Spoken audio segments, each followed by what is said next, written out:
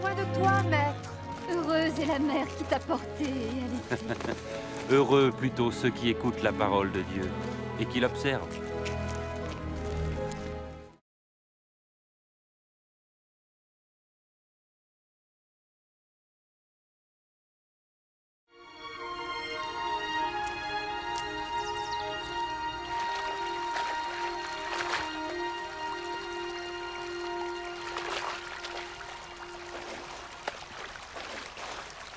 Apprends-nous à prier, comme Jean l'a appris à ses disciples.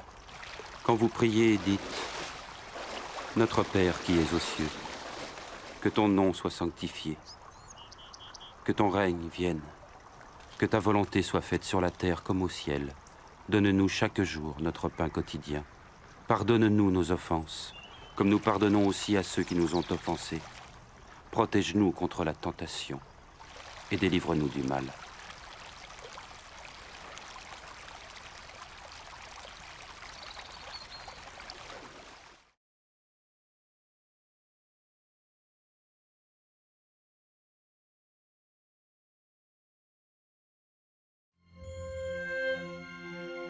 Dans les Saintes Écritures, Dieu déclare que le Messie viendrait pour être le sauveur du monde. La vie de Jésus prouve qu'il est bien celui dont les prophètes avaient parlé. Ésaïe a prophétisé que la Vierge deviendrait enceinte et qu'elle enfanterait un fils. Des siècles plus tard, la naissance de Jésus accomplissait cette prophétie.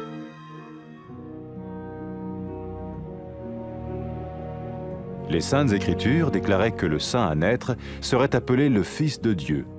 Cela signifiait que Jésus serait le Fils de Dieu au sens spirituel et non au sens physique. Nous le voyons par sa manière de vivre. Il a guéri des malades, il a pardonné leurs péchés, les a ramenés à Dieu et leur a promis une place dans le royaume éternel de Dieu. Il s'est offert lui-même en sacrifice pour le péché à leur place.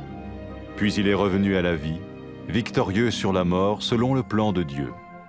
Jésus a dit « Personne ne me prend la vie, mais je la donne de ma propre volonté. » La vie de Jésus n'a pas seulement accompli les écrits des prophètes, mais elle a aussi confirmé la vérité de la sainte parole de Dieu. Les prophètes avaient écrit « Ta parole, ô mon Dieu, est parfaite, elle dure à toujours. » Jésus lui-même a dit « Le ciel et la terre disparaîtront, tandis que mes paroles ne disparaîtront jamais. » Jésus est venu pour nous donner la vie dans toute sa plénitude. Mais quand l'homme a désobéi à Dieu dans le jardin d'Éden, il a choisi sa propre voie et ses actions l'ont séparé du Créateur.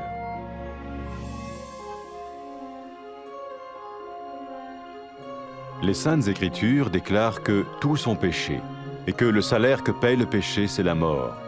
Il s'agit de la mort spirituelle, éternelle séparation d'avec Dieu.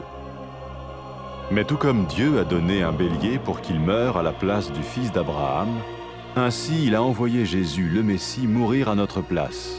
Sa vie, sa mort et sa résurrection restaurent la relation entre Dieu et tous ceux qui mettent leur confiance en lui.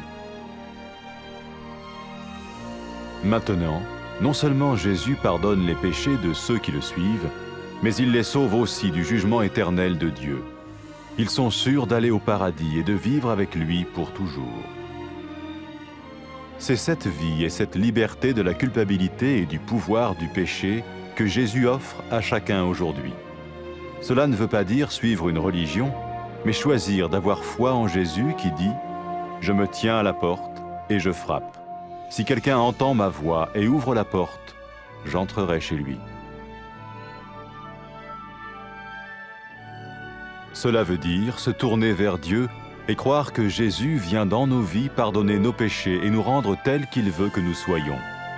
Il ne suffit pas d'approuver intellectuellement ce qu'il dit, ni de vivre une expérience émotionnelle. Nous le recevons par grâce, au moyen de la foi, par un acte de notre volonté. Lorsque quelqu'un est prêt à suivre Jésus le Messie, il peut lui parler par une simple prière. Peut-être êtes-vous prêt maintenant à ouvrir votre vie à Dieu. Si oui, vous pouvez vous joindre à la prière suivante, silencieusement. dans votre cœur. Seigneur Jésus, j'ai besoin de toi. Merci d'être mort sur la croix pour mes péchés.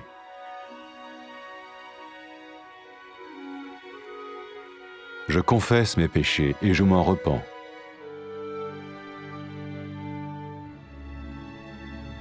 Je t'ouvre la porte de ma vie et je te reçois comme mon Sauveur et Seigneur.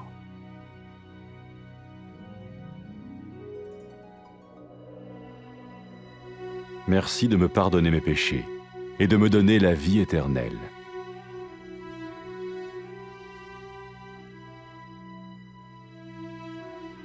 Fais de moi le genre de personne que tu veux que je sois. Maintenant que je deviens l'un de ceux qui te suivent. Amen.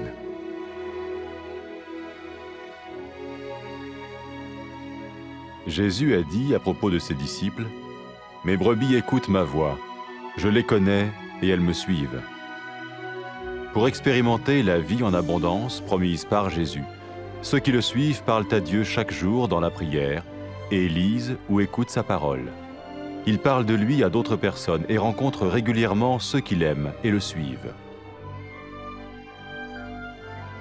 N'oubliez pas sa merveilleuse promesse. Tout pouvoir m'a été donné dans le ciel et sur la terre. Et sachez-le, je vais être avec vous tous les jours, jusqu'à la fin du monde.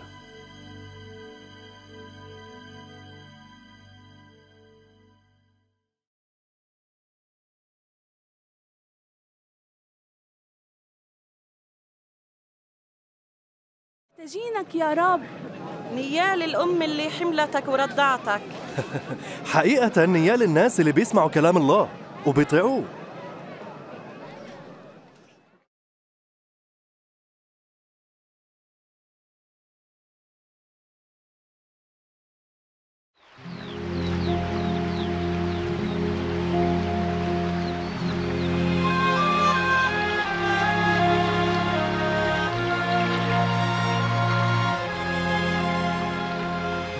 علمنا كيف نصلي زي ما يوحنا علم تلاميذه. لما بدكم تصلوا قولوا أبانا الذي في السماوات ليتقدس اسمك ليأتي ملكوتك لتكن مشيئتك كما في السماء كذلك على الأرض.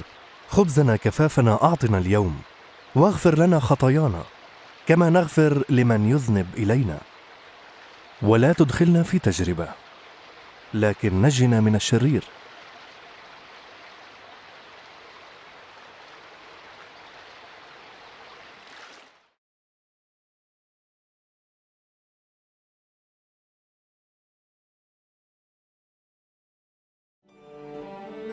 من سنين طويلة كتب الأنبياء في الكتاب المقدس إنه الله رح يبعث المسيح تيخلص الخطاة ويتصالحوا معه.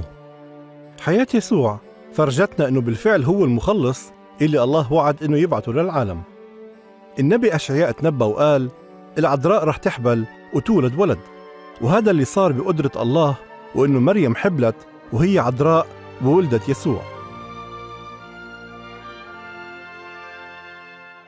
كمان مكتوب بالإنجيل المقدس إنه معجزة الولادة كانت علامة من الله إنه هذا الطفل هو المسيح واللي الله بيناديه ابنه.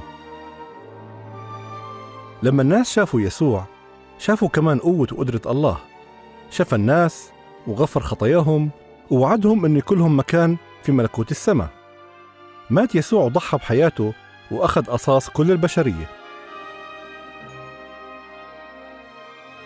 وبعدها قام من الموت، وهيك فرجانا إنه قوته أعظم من قوة الموت. يسوع المسيح قال أنا عندي القدرة إنه أعطي حياتي والقدرة إنه أخذها. حياة يسوع تممت شو تنبأ الأنبياء، وأكدت إنه كلمة الله هي من دون تحريف وإنها أبدية زي ما قالوا الأنبياء. يسوع كمان قال كلامي مش رح يزول. إجا يسوع عشان يعطينا الحياة والأفضل زي ما كانت الحياة لما خلق الله آدم وحواء. لكن البشر ما صدقوا الله وما أطاعوه، وهذا التصرف المخجل سبب البعد عن الله. الإنجيل المقدس بيقول إنه كل البشر أخطأوا وأساس الخطية هو الموت. الناس اللي أخطأوا ما بيقدروا يعيشوا في علاقة مع الله. وزي ما الله دبر كبش تيموت بدل ابن إبراهيم، الله بعت يسوع تيموت بدل نسل آدم. عمل الله هذا الشيء عشان كل اللي رح يآمنوا فيه ويعطوا حياتهم للمسيح بيكون لهم علاقة مع الله.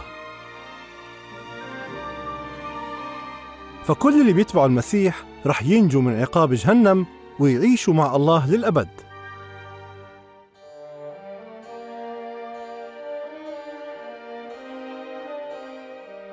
لما قام يسوع من الموت قال لأتباعه إنه باسمه رح يقدر كل البشر ياخدوا غفران الله لخطاياهم، وهذا الشيء متاح لكل اللي بيتوبوا. يسوع كمان قال إنه رح يبعث الروح القدس عشان يكون مع أتباعه ويورجيهم الحق ويعطيهم القوة عشان يمشوا في طريق الله.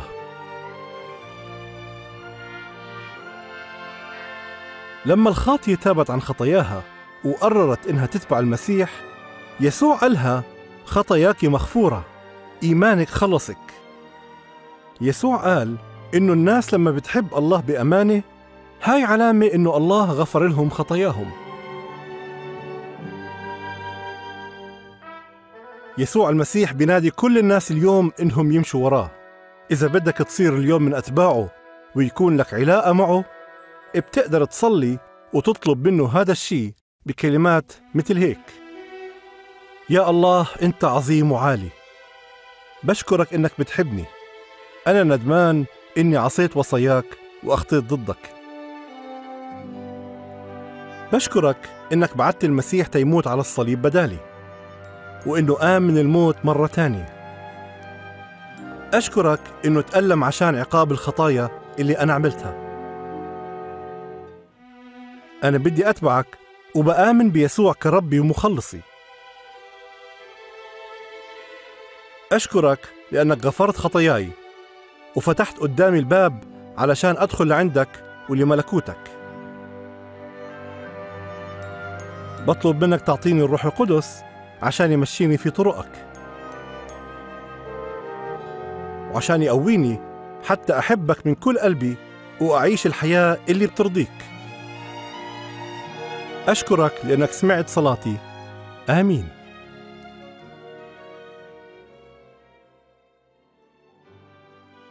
يسوع قال لأتباعه خرفاني بتسمع صوتي وأنا بعرفها وهي بتتبعني.